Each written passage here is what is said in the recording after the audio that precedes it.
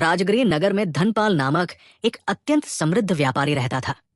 उसके पास अथाह संपत्ति थी, सोने चांदी से भरी तिजोरियां, कई विशाल व्यापारिक जहाज और अनेक नौकर चाकर। लेकिन वो अत्यधिक लोभी और मोहग्रस्त था। उसे केवल धन संग्रह की चिंता रहती थी। एक दिन जब बुद्ध अपने शिष्यों के साथ राजगृह में विचरण कर रहे थे, तो एक वृद्ध भिक्षु ने कहा, भगवान, इस नगर का सबसे धनी व्यक्ति धनपाल है, लेकिन वो धर्म और परोपकार से कोसों दूर है। कृपया उसे सत्य का मार्ग दिखाइए। बुद्ध धनपाल के महल में पहुंचे। व्यापारी ने उन्हें देखा, लेकिन अभिमानवश उन्हें आदरपूर्वक स्वागत नहीं किया। उसने कहा, हे भिक्षु, मेरे पास तुम्हें देने के लिए समय नहीं है। मुझे धन कमाने में बहुत काम है।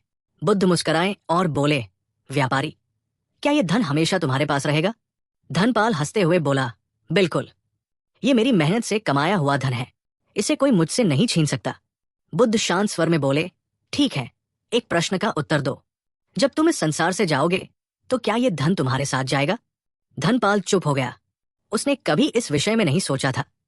बुद्ध ने कहा, चलो एक प्रयोग करते हैं। आज रात तुम्हें अपने साथ सिर्फ उतना ही धन रखना है जितना तुम मृत्यु के बाद भी अपने साथ ले जा सकते हो। धनपाल को यह चुनौती रोचक लगी।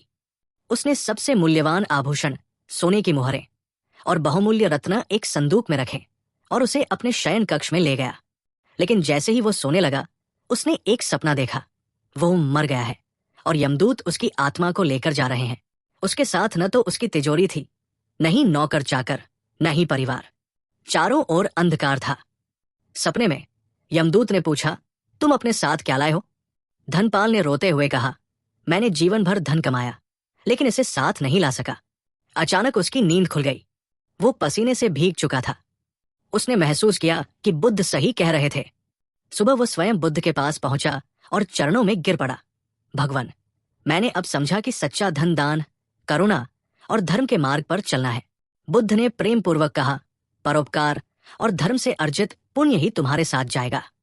अपने धन का उपयोग सत्कर्मों में करो, यही सच्ची संपत्ति है।